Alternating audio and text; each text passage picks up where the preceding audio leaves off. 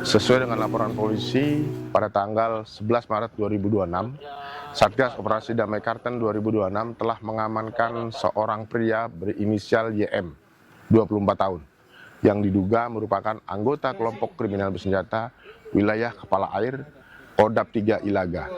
YM ditangkap pada Sabtu 6 Juni 2026 di kawasan Pasar Kago, Kota Ilaga, Kabupaten Puncak.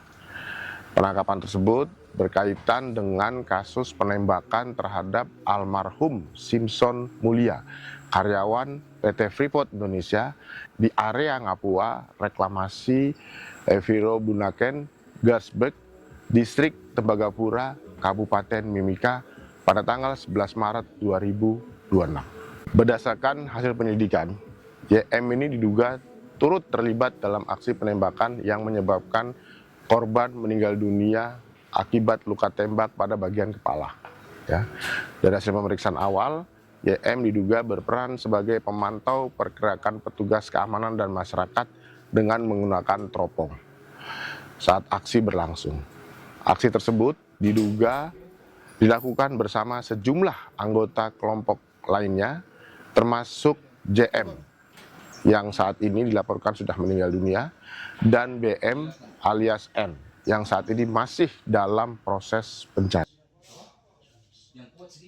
Setelah diamankan, YM dibawa ke Polres Puncak untuk menjalankan pemeriksaan lebih lanjut oleh penyidik Satgas Operasi Damai Karten.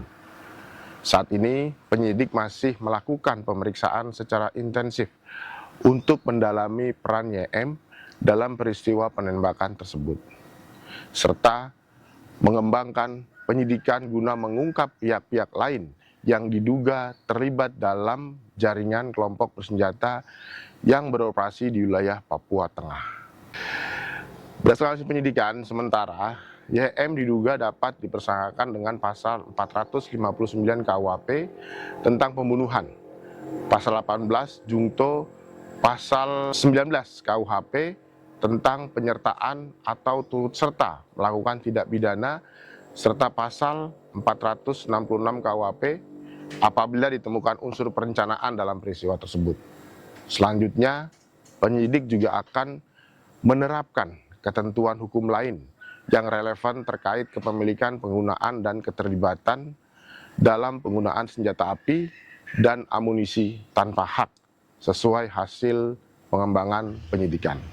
Nanti apabila terbukti turut serta dalam tindak pidana yang menyebabkan meninggalnya korban, yang bersangkutan terancam pidana penjara yang berat, jadi hingga pidana penjara seumur hidup sesuai dengan ketentuan KUHP yang berlaku. Satgas Damai Karten menegaskan akan terus melakukan penegakan hukum secara profesional, terukur, dan berkesinambungan terhadap setiap pihak yang terlibat dalam aksi kekerasan bersenjata yang menyebabkan korban jiwa.